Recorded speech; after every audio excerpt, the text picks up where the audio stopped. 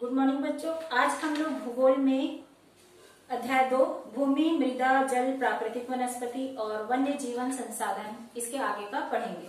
पिछले क्लास में हम लोग पढ़ चुके थे कि तंजानिया में माम्बा नाम की एक लड़की रहती है और पीटर जो है न्यूजीलैंड में रहता है, और दोनों की जीवन शैली जो है उसमें किस प्रकार की विविधता जो है पाई गई है। और ये जो विभिन्नता है दोनों जो है विभिन्न स्थान पर रहते हैं और इसी के कारण से विभिन्नता जो पाई गई है, क्योंकि कोई भी स्थान जो है, जो भी वहाँ की भूमि जो होती है उसकी गुणवत्ता जो होती है, वहाँ की मृदा जो होती है, वहाँ की जल जो होता है, प्राकृतिक वनस्पतियां जो होती हैं, प्राणी होता है, वहाँ के प्रौद्योगिकी जो होते हैं, उसके उपयोग करने में विभिन्नता होने के कारण से इनकी जीवन शैली में भी उसी प्रकार की विभिन्नता होती है। इसको हमने पढ़ा था। अब हम लोग आगे का देखते हैं मृदा के बारे में। जैसे कि इस पाठ में ही भी बताया गया है, हेडिंग दिया है, तो हम लोग पहले मृदा के बारे में जान लेते हैं। पृथ्वी के पृष्ठ पर दानेदार कणों के आवरण की पतली परत मृदा कहलाती है। मृदा किसको कहते हैं पूछा जाएगा तो क्या बताएंगे? पृथ्वी के पृष्ठ पर, हम लोग ऊपर में ही ऊपरी हिस्सा, पृथ्वी का जो ऊपरी हिस्सा है उसमें जो दानेदार जो भी कण हमको दिखाई देते हैं, कणों का जो आवरण है उसकी पतली परत जो होती है उसी को ही मृदा कहते हैं। यह भूमि से निकटता से जुड़ी हुई है। भूमि के निकटता से जुड़ी हुई है, ऐसा तो नहीं है कि ऊपर में अलग से हमको दिखाई दे रहा है और उसके नीचे कुछ नहीं है, ऐसा तो है नहीं। और ये इसलिए इसको भूमि से की निकटता से जुड़ी हुई है। स्थल रूप मृदा के प्रकार को निर्धारित करते हैं। मृदा का निर्माण चट्टानों से प्राप्त खनिजों और जैव पदार्थ तथा भूमि पर पाए जाने वाले खनिजों से होता है। क्या बताया जा रहा है कि स्थल रूप मृदा के प्रकार को निर्धारित करते हैं। आप देखे होंगे अपने पृथ्वी पर जो स्थल भाग है जो है वो अलग अलग जगह में अलग अलग प्रकार के हैं। इसी के कारण से मृदा के जो रूप होते हैं, उसके प्रकार जो होते हैं वो उसको निर्धारित करते हैं। मृदा का निर्माण जो है चट्टानों से प्राप्त खनिजों और जैव पदार्थों तथा पृथ्वी पर पाए जाने वाले खनिजों से होता है। मृदा का निर्माण किस किस चीज से होता है? चट्टानों से होता है। चट्टानों से प्राप्त खनिजों और जैव पदार्थ और भूमि में पाए जाने वाले खनिजों से होता है। यह अपक्षय की प्रक्रिया के माध्यम से बनती है। खनिजों तथा जैव पदार्थों का सही मिश्रण मृदा को उपजाऊ बनाता है। देखिए यहाँ पर आपके बुक में दिया हुआ है कि मृदा को प्रभावित करने वाले क्या क्या कारक हैं। यहाँ पर पहले देखिए, जनक शैल, रंग, गठन, रासायनिक गुणधर्म, खनिज मात्रा, पारंगमता को निर्धारित करती है। उसी प्रकार से यहाँ पर दिया है कि उच्च तुंगता और ढाल मृदा की संचय को निर्धारित करते हैं। वनस्पति जात, प्राणी जात और सूक्ष्म जीव ह्यूमस निर्माण की दर को प्रभावित करते हैं। और इधर क्या दिया हुआ है कि जलवायु, तापमान, वर्षा, अपक्षय और ह्यूमस निर्माण की दर को प्रभावित करते हैं। उसी प्रकार से समय मृदा परिच्छेदिका की मोटाई को निश्चित करता है। ये सारी चीजें जो है मृदा निर्माण को प्रभावित करने वाले कारक हैं। इसके आगे देखते हैं मृदा निर्माण के क्या क्या कारक हैं। मृदा निर्माण को प्रभावित करने वाले कारक देखिए। अब मृदा निर्माण के कारक क्या है? मृदा निर्माण के मुख्य कारक जनक शैल का स्वरूप और जलवायविक कारक है। जनक शैल का स्वरूप और जलवायविक कारक है। मृदा निर्माण के अन्य कारक स्थलाकृति, जैव पदार्थों की भूमिका और भूमि निर्माण के संगठन में लगा समय है। अलग अलग स्थानों में ये भिन्न भिन्न है। जैसे कि आप लोग जानते हैं कि पृथ्वी पर सभी स्थान जो है एक समान नहीं है। कहीं पर चट्टानी भाग है, कहीं पर मैदानी भाग है, कहीं पर पठारी भाग है। तो वहाँ की जो मृदा है वो भी अलग अलग प्रकार की है। अलग अलग स्थानों में अलग अलग प्रकार की इसी प्रकार की मृदा जो है पाई जाती है। और मृदा का निर्माण जो है इन्हीं अन्य कारकों के, वहाँ के स्थल की आकृति किस प्रकार की है, वहाँ किस प्रकार के जैव पदार्थ हैं, इसी से जो है मृदा का निर्माण जो है होता है। आगे देखते हैं मृदा का निम्नीकरण और संरक्षण के उपाय। मृदा अपरदन और क्षीणता मृदा संसाधन के लिए दो मुख्य खतरे हैं। मृदा अपरदन और क्षीणता जो है मृदा संसाधन के लिए दो मुख्य खतरे हैं। मानवीय और प्राकृतिक दोनों ही कारकों से मृदाओं का निर्माण हो सकता है।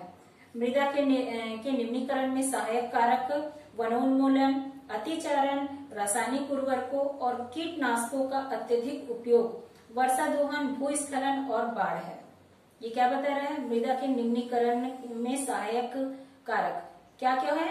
वनों उन्मूलन, अतिचारण, रासायनिक उर्वरकों और कीटनाशकों का अत्यधिक उपयोग, वर्षा दोहन, भूस्खलन और बाढ़ है। मृदा संरक्षण की कुछ विधियां इस प्रकार है। मृदा का संरक्षण किस प्रकार से किया जा सकता है देखते हैं। यहाँ पर मल्च बनाना। मल्च क्या होता है देखते हैं।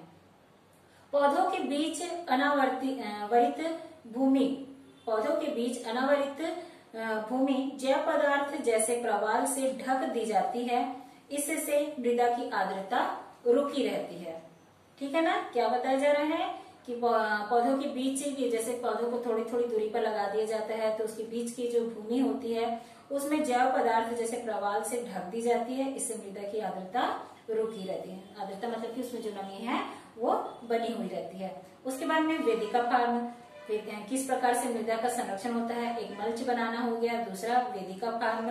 वेदिका फार्म में क्या होता है देखिए, चौड़े समतल सोपान अथवा वेदिका तीव्र ढालों पर बनाए जाते हैं। जैसे कि कोई पहाड़ी क्षेत्र है, पहाड़ी क्षेत्र में ये बनाया जाता है क्योंकि वहां पर तीव्र ढाल होता है और उन ढालों पर ये बनाया जाता है ताकि सपाट सतह फसल उगाने के लिए उपलब्ध हो जाए। इनसे पृष्ठीय प्रवाह और मृदा अपरदन कम होता है। आप लोग देखो चित्र में दिख रहा होगा कि किस प्रकार से ढाल वाले क्षेत्र में किस प्रकार से कटाई कर करके वहां पर जो है खेती का कार्य जो है किया जा रहा है। सीढ़ी के समान दिख रहा है, स्टेप बाय स्टेप, है ना? तो वैसे ही है। उसके बाद में देखिए समोच्च रेखीय जुताई। ये समोच्च रेखीय जुताई किस प्रकार से की जाती है देखते हैं। एक पहाड़ी ढाल पर समोच्च रेखाओं के समांतर जुताई ढाल से नीचे बहते जल के लिए प्राकृतिक अवरोध का निर्माण करती है। इसके बाद देखते हैं रक्षक मेखलाएं। रक्षक मेखलाएं क्या है? तटीय प्रदेशों और शुष्क प्रदेशों में पवन गति रोकने के लिए वृक्ष कतार में लगाए जाते हैं ताकि मृदा आवरण को बचाया जा सके। आप लोग को चित्र में दिखाई दे रहा है कि किस प्रकार से कतार में वृक्ष को लगा दिया गया है। इसके बाद देखते हैं समोच्च रेखीय रोधिकाएं। समोच्च रेखाओं पर रोधिकाएं बनाने के लिए पत्थरों, घास, मृदा का उपयोग किया जाता है। रोधिकाओं के सामने जल एकत्र करने के लिए खाइयां बनाई जाती हैं। क्या बोल रहा है? रोधिकाओं के सामने जल एकत्र करने के लिए खाइयां बनाई जाती है, मतलब कि गड्ढा कर दिया जाता है।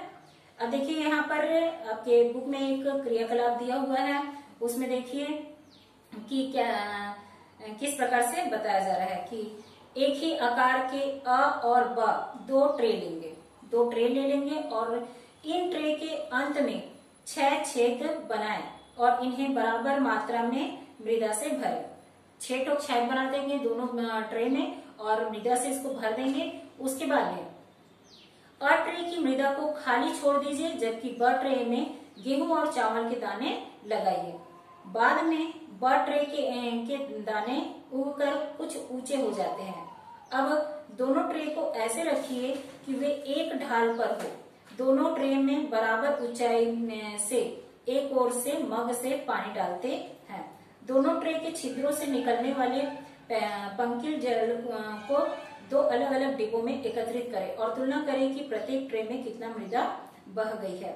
यानी कि इसमें क्या बताया जा रहा है कि 2 ट्रे में हम जब मृदा को लेते हैं और एक ट्रे में जो है मृदा को लेने के बाद में उसमें कोई भी बीज नहीं डालते हैं और दूसरे ट्रे में जो है बीज को डाल देते हैं। तो दूसरे ट्रे में जब हम चावल और मतलब धान और गेहूं के जब बीज डालते हैं तो उसमें क्या होता है, अंकुरित होकर के वो धीरे धीरे पौधे के रूप में तैयार हो जाता है। और तैयार जब हो जाता है तो उस ट्रे को थोड़ा सा तिरछा कर देते हैं और तिरछा करने के बाद में मग से जब उसमें पानी डालते हैं तो क्या होता है कि पानी डालने के बाद में जो छिद्र उसमें 6 छिद्र बनाए गए थे उसके जरिए से वो पानी जो है उससे रिस करके नीचे बहेगा। तो जहां पर से पानी जो बहेगा जब उसको तिरछा कर देते हैं तो उसके नीचे ग्लास को रख दिया गया है।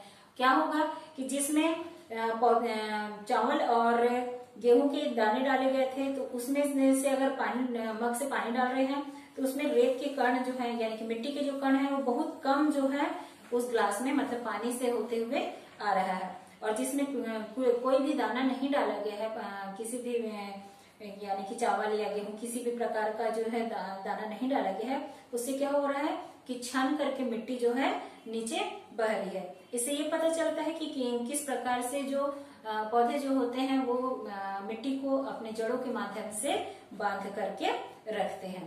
तो यहाँ पर अब आगे देखते हैं चट्टान बांध। यह जल के प्रवाह को कम करने के लिए बनाए जाते हैं और यह नालियों की रक्षा करते हैं और मृदा क्षति को रोकते हैं, मृदा को जो नुकसान होता है उसको रोकते हैं।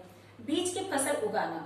वर्षा दोहन से मृदा को सुरक्षित रखने के लिए अलग अलग समय पर भिन्न भिन्न फसलें एकांतर कतारों में उगाई जाती है। बीज की फसल उगाना में क्या है, बीज की फसल में क्या बताया है, वर्षा दोहन से, यानी कि जब वर्षा होती है तो उसके कारण से मृदा को सुरक्षित रखने के लिए क्या होता है, क्योंकि पानी जब बहुत गिरता है, बारिश खूब तेज होती है तो क्या होता है, मिट्टी को अपने साथ बहा कर ले जाती है। तो मृदा को सुरक्षित रखने के लिए अलग अलग समय पर अलग अलग फसलें जो है एकांतर कतारों में उगाई जाती है। तो यहाँ पर मैं ये जो है टॉपिक यहाँ पर अब समाप्त करती हूँ। आगे की क्लास में हम लोग आगे का टॉपिक पढ़ेंगे।